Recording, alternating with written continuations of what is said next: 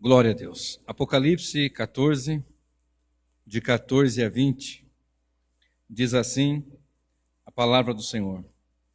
E olhei, e eis uma nuvem branca, e assentado sobre a nuvem, um semelhante ao Filho do Homem, que tinha sobre a sua cabeça uma coroa de ouro, e na sua mão uma foice aguda.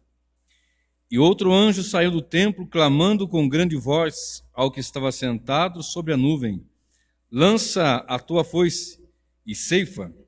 A hora de ceifar te é vinda, porque já a colheita da terra está madura. E aquele que estava sentado sobre a nuvem meteu a sua foice à terra, e a terra foi cegada. E saiu do templo que está no céu outro anjo, o qual também tinha uma foice aguda. E saiu do altar outro anjo, que tinha poder sobre o fogo, e clamou com grande voz ao que tinha a foice aguda, dizendo: lança a tua foice aguda, e vindima os cachos da vinha da terra, porque já as suas uvas estão maduras. E o anjo lançou a sua foice, à terra, e vindimou as uvas da vinha da terra, e atirou-as no grande lagar da ira de Deus.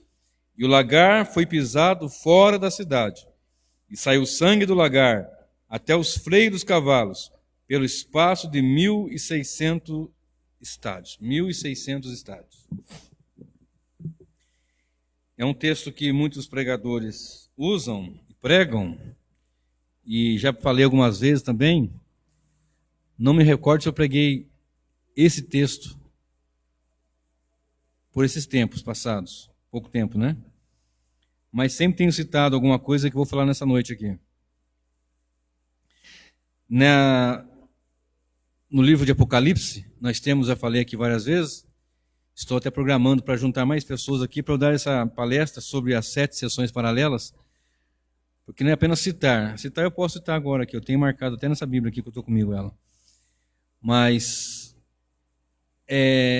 explicar o que passa nas 7 sessões e explicar o que passa no geral, porque cada sessão ela mostra a mesma história da primeira à segunda vinda de Cristo, e com nuances diferentes, porque são 7 sessões paralelas e progressivas, e essa aqui é a 4ª sessão paralela, que vai de Apocalipse 12, 1 a Apocalipse 14, 20. Aqui encerra, então, portanto, a 4ª sessão paralela. E nós lemos aqui 2 passagens, num texto, onde tem 2 situações de colheita, onde nós temos a ceifa e a vindima. E o título da mensagem de hoje é a ceifa e a vindima. Chegou a hora, ou está chegando a hora, né? A ceifa e a vindima, está chegando a hora. Às vezes eu converso, né, com você sobre a pregação em Apocalipse. Nós temos amigos em comum que têm medo de ler o livro de Apocalipse, quando na verdade deveria ter regozijo e alegria. Para o crente é um livro de regozijo, porque o título desse livro é Revelação de Jesus Cristo. Não é Apocalipse de João, é revelação de Jesus ao qual ele passou a João. Você vê que o pai passa para o filho passa para o anjo passa para João, horas o Senhor fala direto com ele. Então não é para ter aquele pavor, mas é para ter alegria, porque isso é uma revelação de Jesus, e tudo que é de Jesus para nós revelado, nós igreja, é coisa boa, é coisa tremenda. Observe, Lucas 21, 28. Aleluias. Lucas 21, verso 28, eu sempre cito esta passagem, eu amo esse versículo. 21 e 28 de Lucas. Capítulo 21, 28 diz: ora, quando estas coisas começarem a acontecer, olhai para cima, levantai as vossas cabeças, porque a vossa redenção se aproxima. Falando do contexto de perseguição, da vinda do Filho do Homem, da grande tribulação, todo esse contexto do fim dos tempos. Então, quando essas coisas começarem a acontecer, onde homens vão desmaiar de pavor, homens, por causa do bramido do mar, por causa das grandes convulsões do planeta, começarem a desmaiar, e nós estamos no dia 30 de janeiro de 2020, e temos visto surgir agora mais uma epidemia, o coronavírus, nós temos visto o chikungunya, já passou o ebola, a AIDS tem ainda, o ebola tem já mais controlado, uma série de doenças que já passaram, que tem. Quando eu era criança, não sei se na sua época você deve ter lembrado disso também, tinha aquela doença coqueluche, era um pavor, os brinquedos vinham numa caixinha, tinha uns brinquedinhos que vinham na caixinha, eu era bem criança mesmo. E tinha atrás dizendo o que tinha que se fazer para evitar o contágio, alguma coisa assim, não tinha como tem hoje. A internet, a televisão, os jornais, como tem hoje, nessa mídia que ensina, né? Mas tudo isso faz parte do pacote do fim. Isso faz parte do pacote do fim. Então, o texto que nós lemos é confortante. Exultai, regozijai, levantai a vossa cabeça, porque a vossa redenção está próxima. Então o texto está dizendo aqui de duas colheitas. Em uma situação de duas colheitas. Uma que é cega, colheita do trigo, e outra que é vindima, que é a colheita da uva. Presta bem atenção. O texto nos diz assim que olhei e eis uma nuvem branca, e o que estava sentado sobre a nuvem semelhante ao Filho do Homem. Se nós observarmos a palavra do Senhor em Daniel capítulo 7, verso 13, verso 14, Mateus 26, 64, ele fala para Pilatos, você vai observar que o Filho do Homem é Cristo, assentado numa nuvem branca, pureza, assentado na posição de honra, de rei, porque ele tem sobre a sua cabeça uma coroa de ouro. Então ele está ali como o Rei dos Reis.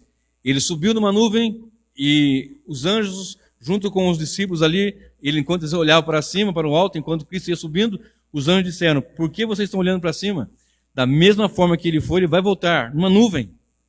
E aqui o texto nos informa, fechando aqui a quarta sessão paralela, findando, Cristo voltará.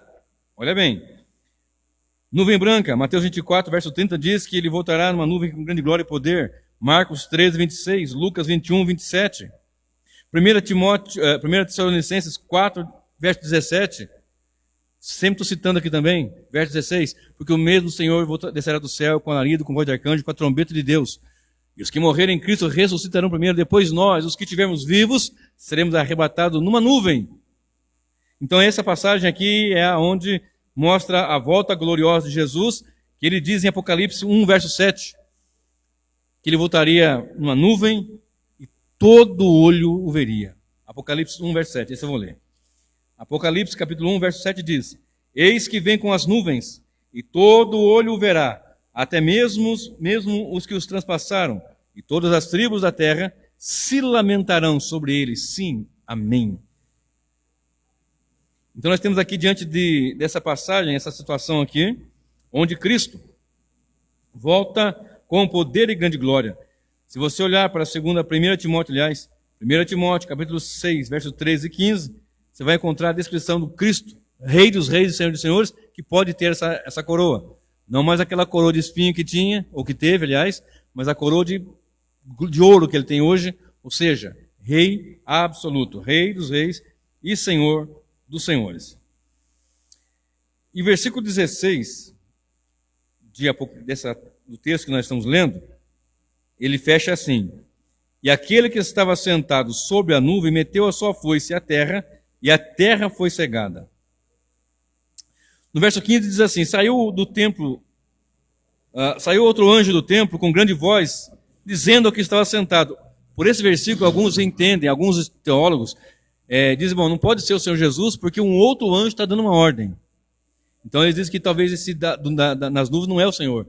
Mas se você estudar sobre as 7 sessões paralelas e entendendo que elas são progressivas e são a mesma história contada novamente com nuances a mais, você vai entender que não pode ser outro a não ser o Cristo. E não há mal algum em que o superior dê uma ordem para que o seu subordinado anunciasse alguma coisa ao seu superior, sendo da parte dele essa ordem. Porque isso aqui é decreto do Senhor Deus. E a carta, o livro de Apocalipse é bem com alegorias e com números e com muito cuidado. Nós temos que ter muita atenção. Não podemos linear e não podemos pegar nada totalmente literal. Porque se você fizer isso, você vai ficar maluco com um dragão com 7 cabeças, enfim, uma série de situações aqui que vai ficar complicado. Mas observe, se eu estou dizendo que tem colheita, o que acontece antes de uma colheita? O plantio. Então, antes que se colha, deve-se plantar, né? Não é assim que nós dizemos sempre? A gente colhe o que a gente planta. E naturalmente o que você colhe é mais do que o que você planta. Porque se você planta um grãozinho de milho, um grãozinho, dá um pé de milho, com várias espigas de milho, cada espiga com vários grãos. Olha só que coisa tremenda. Então a colheita naturalmente é maior do que o plantio. A palavra nos informa que o homem tem que semear no espírito, porque se o homem semear na carne, ele vai colher morte, corrupção. Está lá em Gálatas. Então a colheita sempre é maior, mas quem plantou? Observe. Marcos capítulo 4 e o verso 1. Vou ler duas para você citar, vou ler alguns versículos para ganharmos tempo. Marcos 4, versículo 1. E outra vez começou a ensinar junto ao mar, e ajuntou-se a ele grande multidão, de sorte que ele entrou e assentou-se no barco sobre o mar, e toda a multidão estava em terra junto do mar. E ensinava-lhes muitas coisas por parábolas. Ele dizia na sua doutrina: ouvi, eis que saiu o semeador a semear. E aconteceu que o semeador, semeando, uma parte da semente caiu junto do caminho. E vieram as aves do céu e as comeram. E outra caiu sobre pedregais. Então não havia muita terra. E nasceu logo, porque não tinha terra profunda. Mas saindo o sol, queimou-se. E porque não tinha raiz, secou-se.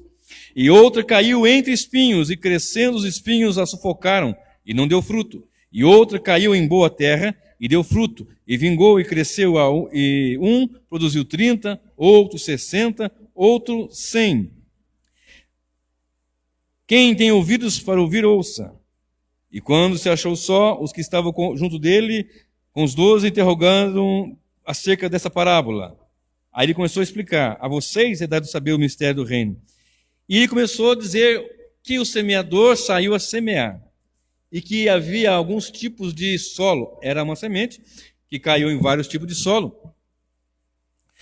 E de natureza que algumas aconteceu coisa diferente, por causa do solo que foi caindo, do terreno que foi caindo. Observe. Umas caiu à beira do caminho, não estava no caminho. Então as aves vieram e levaram a semente. Não germinou, não brotou. Outras caiu em solo rochoso, até que brotou, mas era solo rochoso, não tinha raiz profunda, o sol sufocou, o sol queimou, não deu vida, não seguiu. Outra cresceu entre os espinhos, mas foi sufocada. E outra em boa terra, e deu por fruto a 30, 60 e a 100 por um. Se era a mesma semente, por que todas não cresceram? Por causa do terreno. Era a mesma semente, mas o terreno era diferente. Se o terreno é diferente, com a mesma semente, o que eu aprendo aqui? Que Deus faz germinar a semente boa no terreno bom. Me remete logo para os vasos de ira e vasos de honra. Só vai germinar nos vasos de honra. Nos vasos da ira não vai germinar, porque não tem solo profundo, raiz profunda, o sol vai queimar, os espinhos vão sufocar, as dificuldades da vida, as preocupações com a vida, à beira do caminho. Há pessoas que estão no templo muitas vezes, mas não estão no caminho. E não cresce, é aquela mesmice de sempre. E observe, em Mateus 3, verso 10 a 12, você vai observar João Batista ensinando sobre Jesus, dizendo que ele tem uma pá, ele tem um machado, ele vai recolher no seu celeiro o trigo e a palha vai lançar no fogo. E também tem um machado, e o machado está posto à raiz, está falando de Cristo, do seu ministério. Então já observa que a semente é distribuída, a semente é lançada, e ele é o semeador, de maneira que ele semeou a mesma boa semente, só que essa semente só vai germinar no terreno, num bom solo. E esse bom solo não pode ser outro, a não ser aquele que o Deus Todo-Poderoso criou, fez, determinou, predestinou, decretou, que seria vaso de honra. Ponto. E muitos ainda são vaso de honra, mas não entenderam ainda. Estão no meio da corrupção, no meio da mentira, mas não esclareceu ainda, a semente não brotou ainda. É terreno bom, mas a semente verdadeira ainda não brotou. E quando ela brotar, não vai ficar. Algumas pessoas me criticam às vezes para eu falar um pouco duro, comentam e falam, mas é isso mesmo. Outros não, é isso mesmo, continuam assim. E a natureza é essa, anunciar o evangelho e falar, se o terreno é bom, ele vai frutificar. Se for o terreno ruim, ele não vai frutificar, ele vai ficar estagnado ali, não vai brotar. A semente é poderosa, mas o terreno é ruim. E há pessoas que estão, como eu estava dizendo, em alguns lugares, e elas não ainda entenderam isso. Uns estão no mundão, nesse mundão velho, sem porteira mesmo, e outros estão até em lugares que dizem ser igreja, dizem congregar em nome de Cristo, mas ensinam e pregam outra coisa que não Cristo. Então tem uma palavra de Cristo para esses que estão nesse meio. Está aqui em Apocalipse também, 18, verso 4. Apocalipse 18, verso 4, aqui do ladinho. Diz assim a palavra do Senhor. Essa passagem que eu vou ler agora está na sexta sessão paralela, que vai de Apocalipse 17, 1 a 19, 21. Olha o que está escrito. 18, 4 de Apocalipse.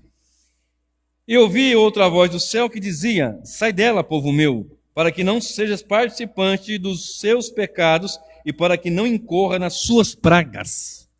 Está dizendo da igreja que está no meio de Babilônia, está no meio da meretriz. Você lê o capítulo 17 e o capítulo 18 de Apocalipse, você vai ver essa expressão sobre a grande Babilônia. Ela é grande, mas vai cair.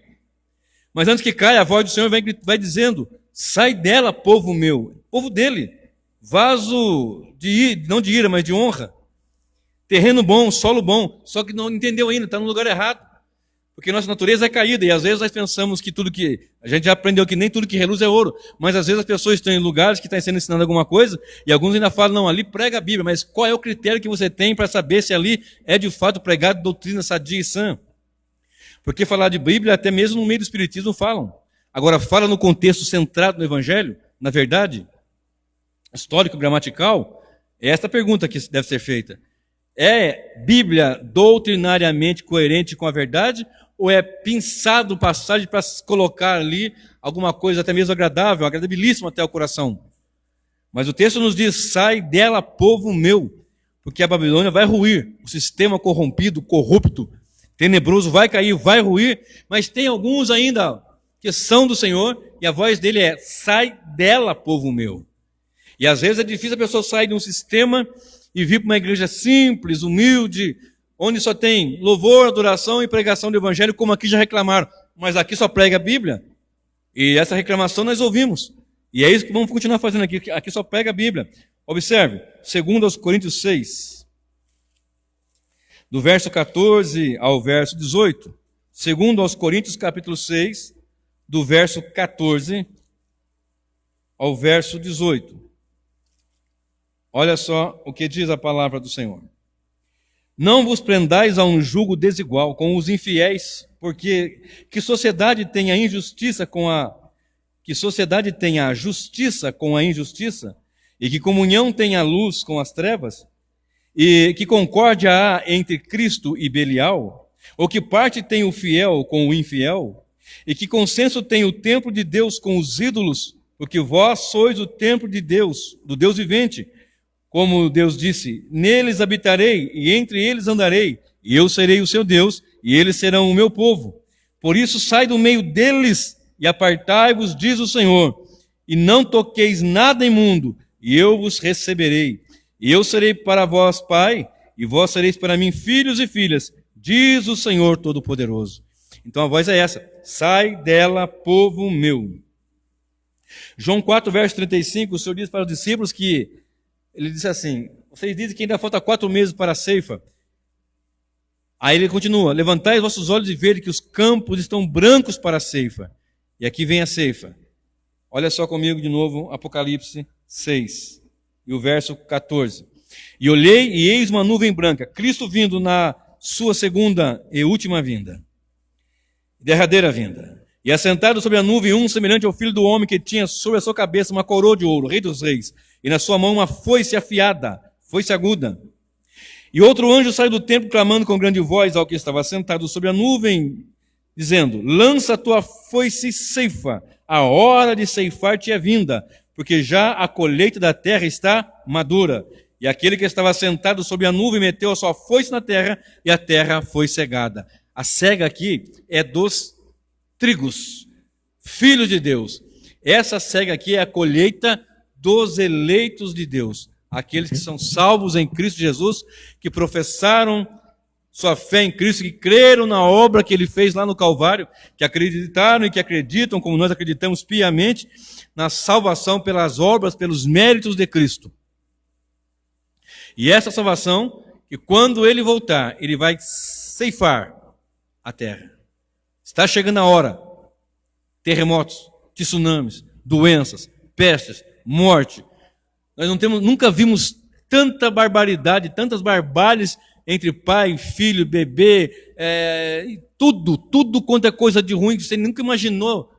Nem nos filmes mais terríveis de ação, de aventura, de guerra, de terror que seja, que fosse, não se imaginava tal atrocidade como nós temos visto nos dias de hoje.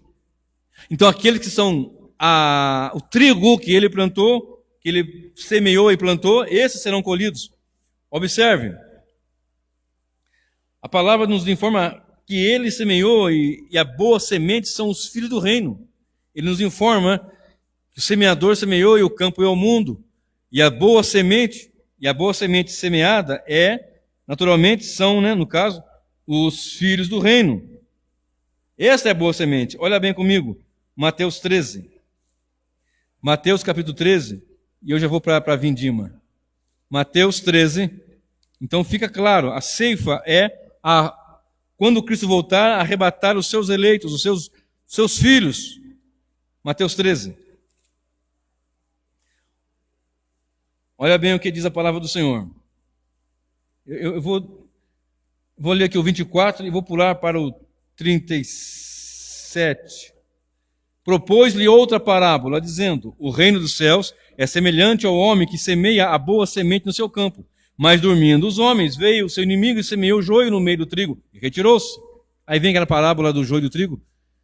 Aí alguém diz assim, mas o senhor quer que nós arranquemos o joio? Não, deixa crescer junto. Porque você pode arrancar e um outro, você pode não entender quem que é um, quem é outro. De fato, e só o Senhor sabe quem que é joio e quem é trigo, na verdade.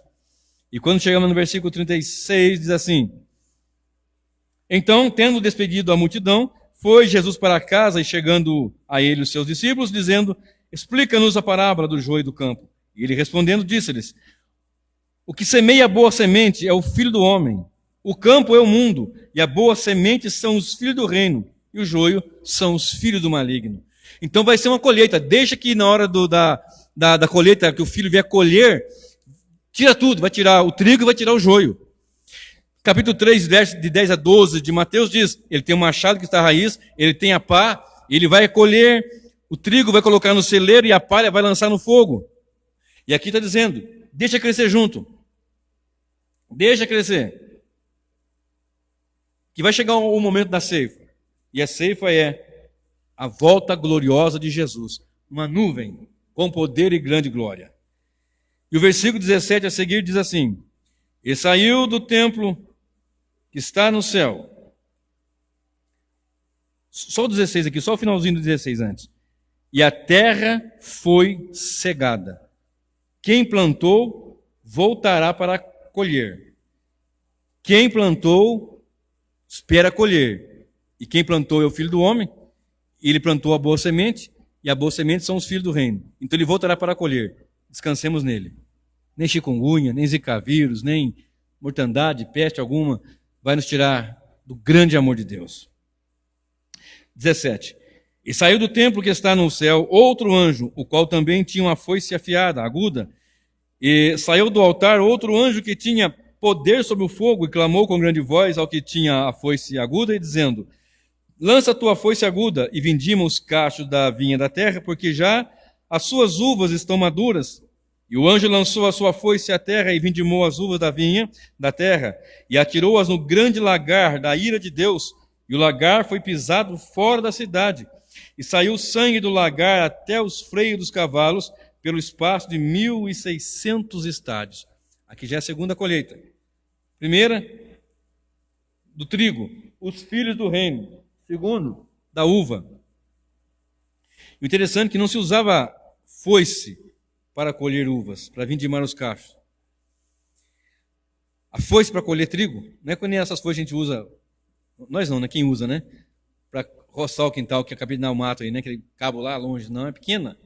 Segura o feixe e corta, segura o feixe e corta.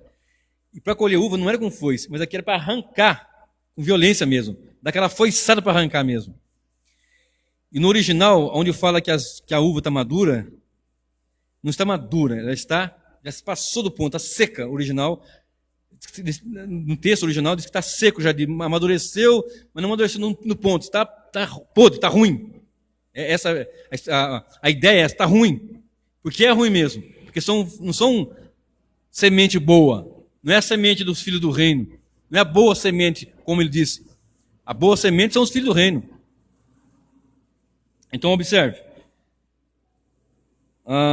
Em João 15, verso de 1 a 6, Jesus fala da videira verdadeira. Eu sou a videira verdadeira, meu pai é o agricultor. Toda vara que está em mim dá fruto. Ele limpa para que dê mais fruta, quem não dá fruta ele tira e é lançado no fogo. Né? E começa a dizer, e vocês estão limpos pela palavra que foi pregada, etc.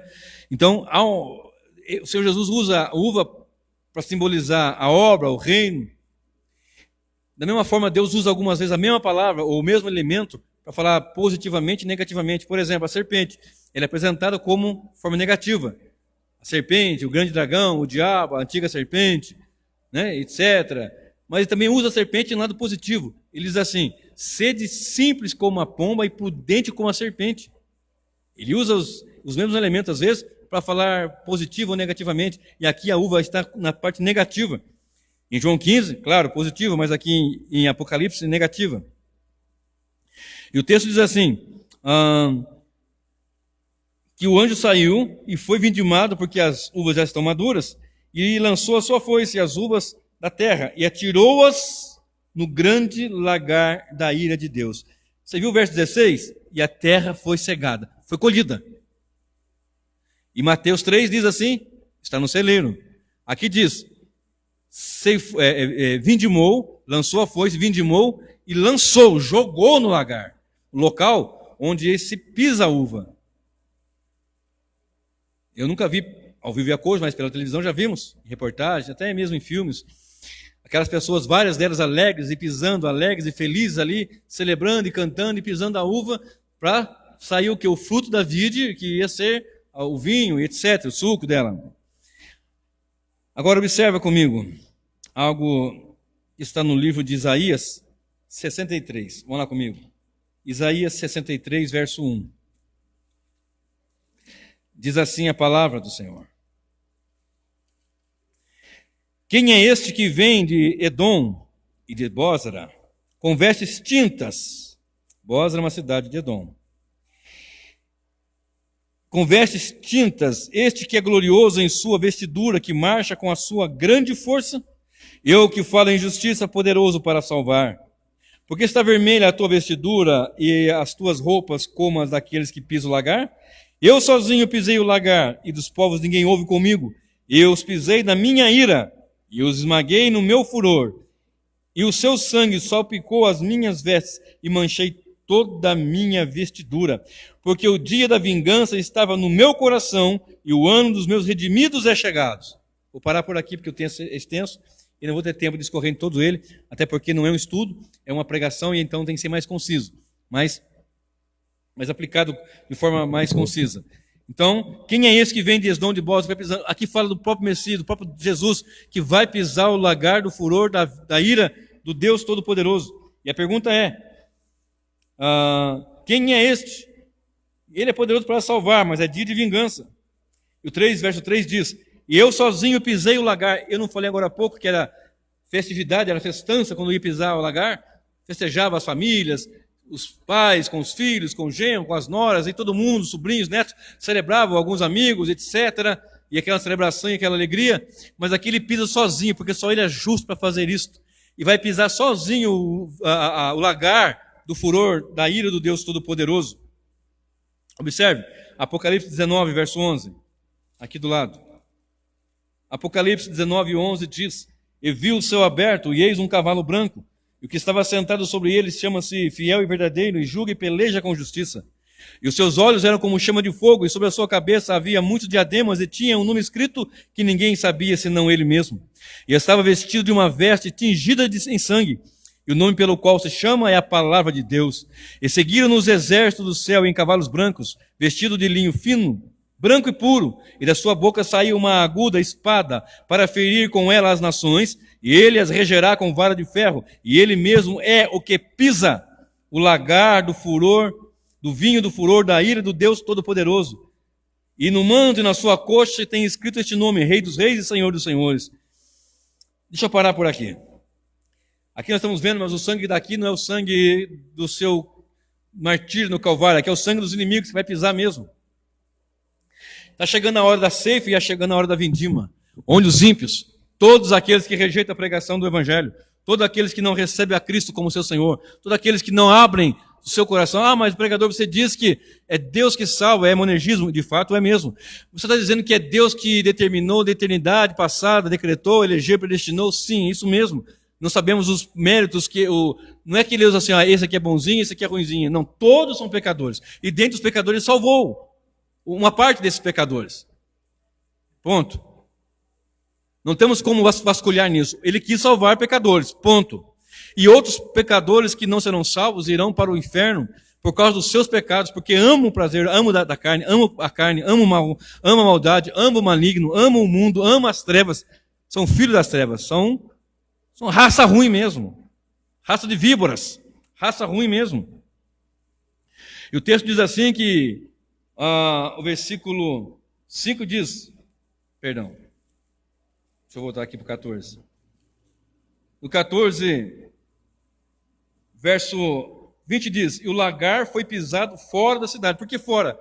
Porque fora ficarão os cães, os feiticeiros, não vai ficar dentro, vai ficar fora. E o sangue saiu sangue do lagar até os freios dos cavalos. Ora, não é para sair uva, suco de uva, mosto, dali em diante? Não é para sair o quê? Sangue. Claro, é uma linguagem figurada do sangue da uva e tal, mas aqui quer dizer de sangue mesmo, de mortandade mesmo, destruição, de acabou para aqueles que não têm Cristo.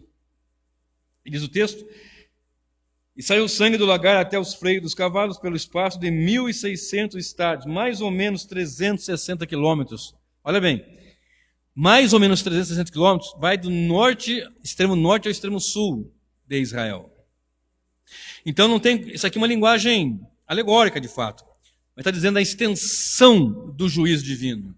E a terra foi cegada. Isso aqui é a igreja que não passa pela ira do Deus Todo-Poderoso, passa pela grande tribulação, passa sufoco e aperto com o anticristo, vai sofrer por causa da apostasia que vem se levantando, vai sofrer por causa das mentiras, engano, perseguição, todo tipo de atrocidade que vem cometendo há tempos até, mas isso ainda não é o pior. O pior é a ira do Deus Todo-Poderoso, de qual a igreja está guardada.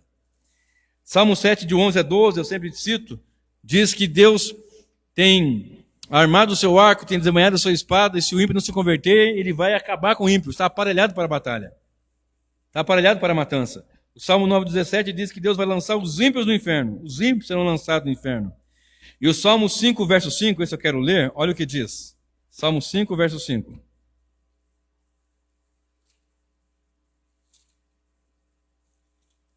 Salmo 5, verso 5 diz: os loucos não pararão à tua vista, odeias a todos os que praticam a maldade.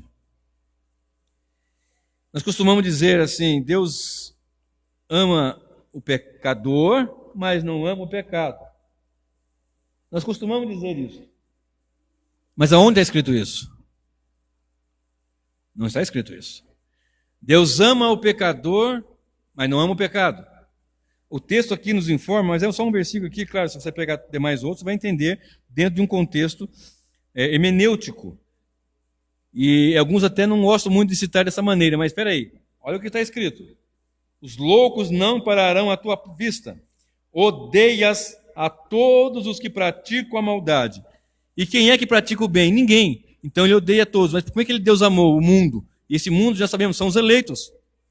Então, como que eu posso entender isso? Eu posso entender da seguinte forma: Deus amou o mundo, os eleitos, e quis salvar, e salva, mas odeia o pecado e odeia o pecador. Mas pelos méritos de Cristo, aqueles a qual ele elegeu e predestinou, estes, pelos méritos de Cristo, estão em paz com Deus e não vão entrar na ira do Deus Todo-Poderoso. Passa pela grande tribulação, a ira do dragão, do anticristo, do falso profeta, da Babilônia, a meretriz, mas não entra na ira do Deus Todo-Poderoso.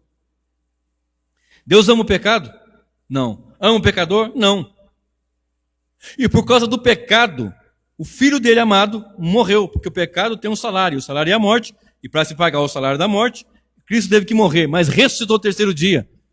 E quando ele retornar, ele vai cegar os seus e vai vindimar aqueles que serão pisados. Aqueles que desprezam a pregação, desprezam o evangelho, serão vindimados e lançados no lagar, e será pisado.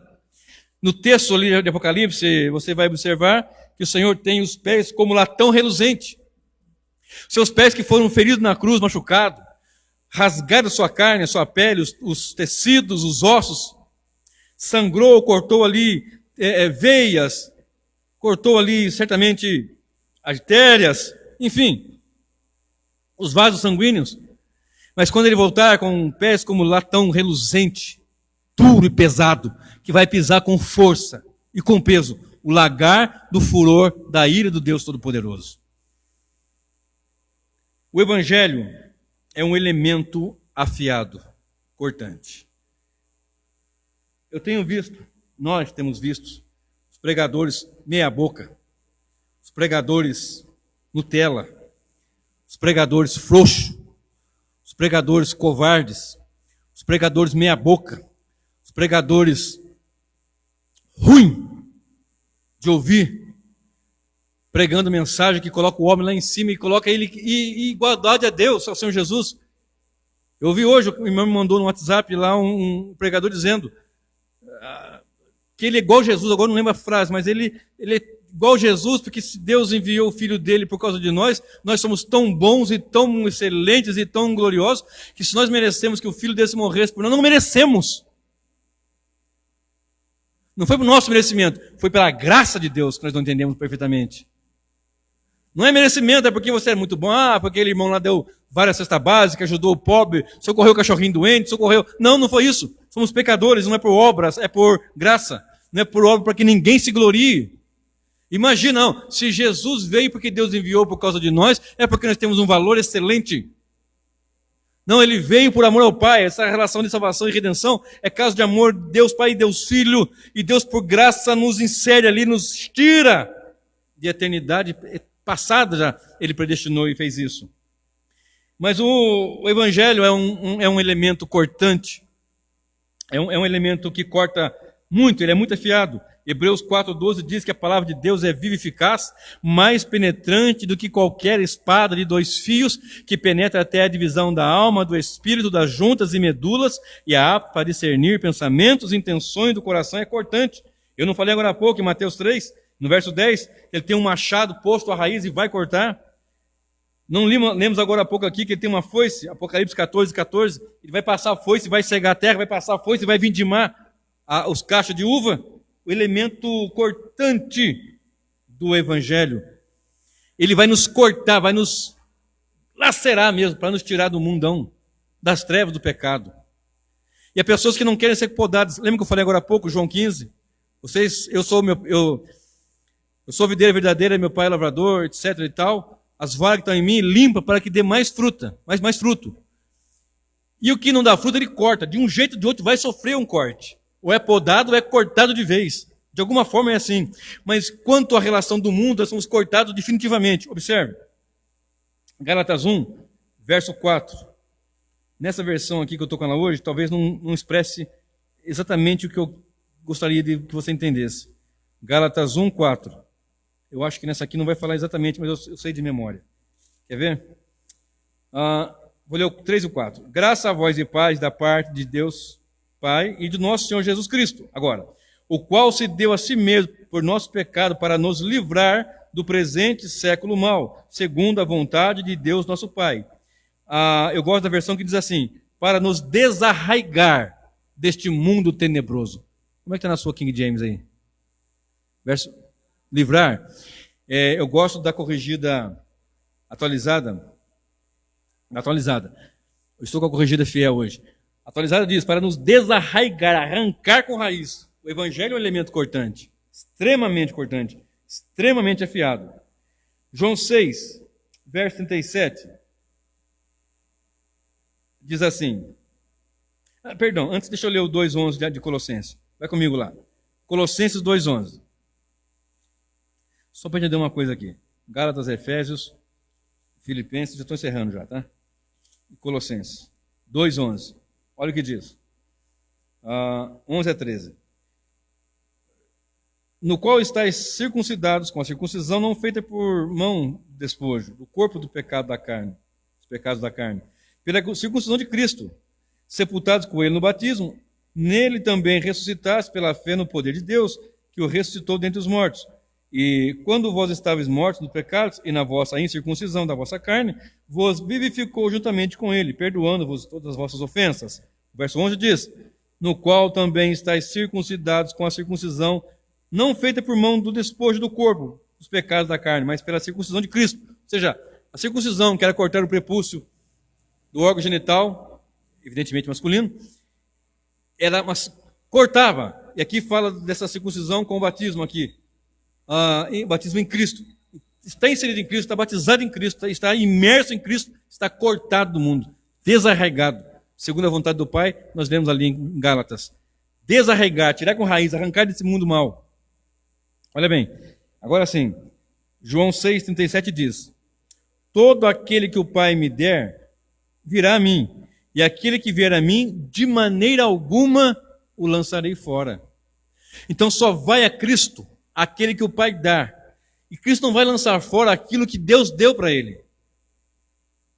Olha bem, a autoridade do Deus Todo-Poderoso, Pai, Filho, Espírito Santo. O Pai predestinou na eternidade passada e deu ao Filho aquele que chega nele, só chega nele porque Deus Pai deu. E ele não vai lançar fora porque ele sabe que esse que chegou nele, não na igreja, não no culto, não na rodinha ali, não no cursinho, etc. Chegou nele.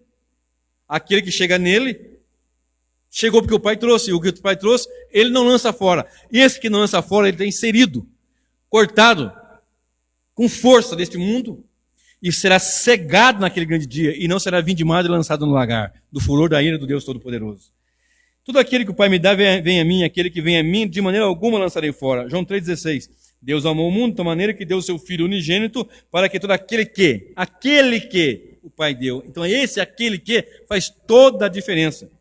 Apocalipse 20, verso 15. Todo aquele que não foi achado escrito no livro da vida, foi lançado no lago de fogo, que arde com enxofre e fogo. Então aquele que vem a mim, vem, e eu não lanço fora, porque aquele que o Pai me deu, e todo aquele que crê em mim, João 3,16, Deus amou o mundo de tal maneira que deu seu Filho unigênito, para que todo aquele que, de novo aqui, aquele que vem porque o Pai trouxe. Aquele que crê, porque o Espírito Santo age nele, dando vida para crer nele. E todo aquele que não foi achado escrito no livro da vida, foi lançado no lago de fogo que arde com enxofre. Quem é este? Uva seca, uva ruim, uva brava, que será vindimada e lançado no lagar do furor da ira do Deus Todo-Poderoso, e Cristo vai pisar. Há um dia de juízo. Vamos concluir aqui. Atos 17:31, Deus determinou um dia.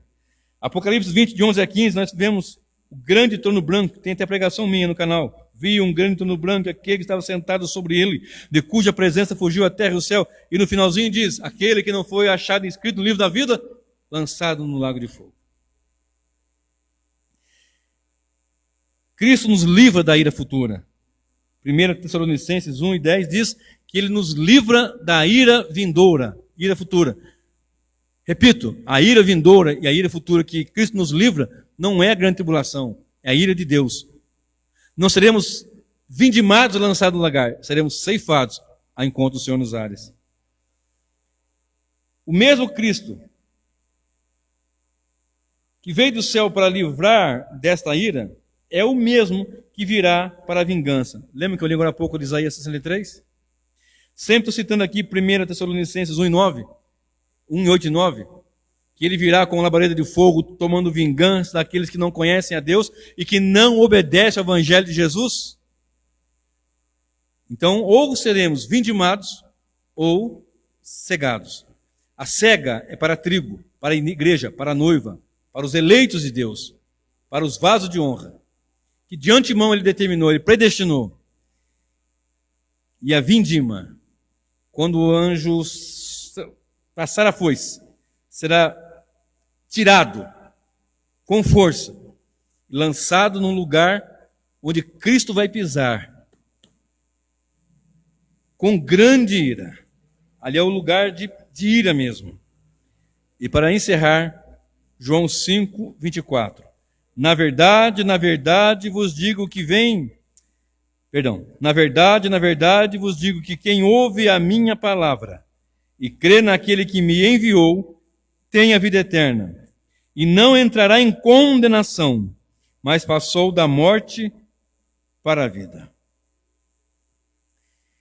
Em verdade vos digo que vem a hora, e a hora é, em que os mortos ouvirão a voz do Filho de Deus, e os que a ouvirem viverão. Os que ouvem a voz não entrarão em condenação, não serão vindimados. E o texto nos diz no versículo 26 de João 5, 25, perdão. E a hora é em que os mortos ouvirão a voz do Filho de Deus, e os que ouvirem viverão. Quando o evangelho é pregado, quem ouve vai ter vida. Quem não ouve já está condenado e será vindimado naquele grande dia quando Cristo voltar e será lançado no lagar do furor da ira do Deus Todo-Poderoso. Mas nós, a igreja, seremos cegados. Cristo na nuvem, com poder e grande glória, coroa de ouro, vai nos tirar dessa terra e nos levar à sua presença. Essa é a nossa maior esperança. Vamos louvar a Deus em oração pela grande salvação que Ele nos deu. Vamos orar. Feche seus olhos.